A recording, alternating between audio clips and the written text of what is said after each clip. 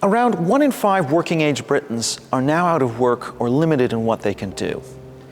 This figure surged from about 3 million to over 4 million during the pandemic, and it has not fallen back to the pre-pandemic level. In some northern towns like Grimsby or Blackpool, as many as half of working-age residents are economically inactive. This crisis is not simply about physical illness, rather it's closely tied to a rise in reported mental health problems, especially among those who are white, less educated, unmarried, or without religion. Census data shows stark patterns. Among those aged 25 to 49, the disabled have economic activity rates of only 50% compared to 90% for their non-disabled peers, so this really matters. Among working-age adults overall, disability rates vary sharply. 11% for those with a degree, but jumping to 26% for those without qualifications. 12% for the married, but up to 18% for those who are unmarried. 9% among non-whites, rising to 14% among whites. The ethnic breakdown is especially revealing. Whites, particularly in their teens, 20s, and 30s, are more likely than Asians or blacks to report a disability. And within the white population, those with no religions are 4 points more likely than white Christians to be classed as disabled.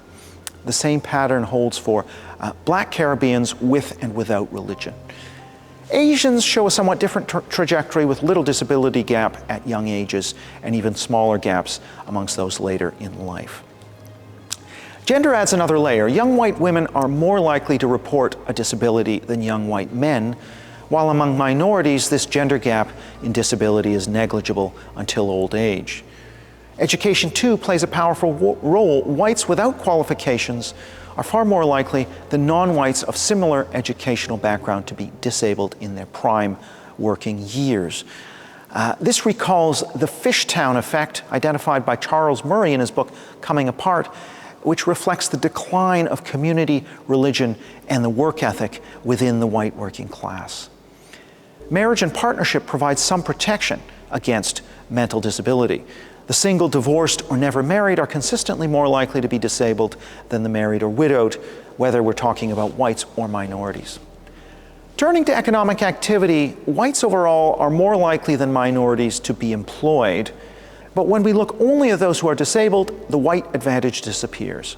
Rising disability among whites has therefore depressed their overall labor force participation, and because whites are a large share of the population in Britain, this has a disproportionate impact on the economy. The broader conclusion is clear. The rise of disability and worklessness is not evenly distributed. It's concentrated among younger secular whites, especially women and the working class, and among black Caribbeans. By contrast, minority groups with stronger communal ties, such as Asians, appear more resilient.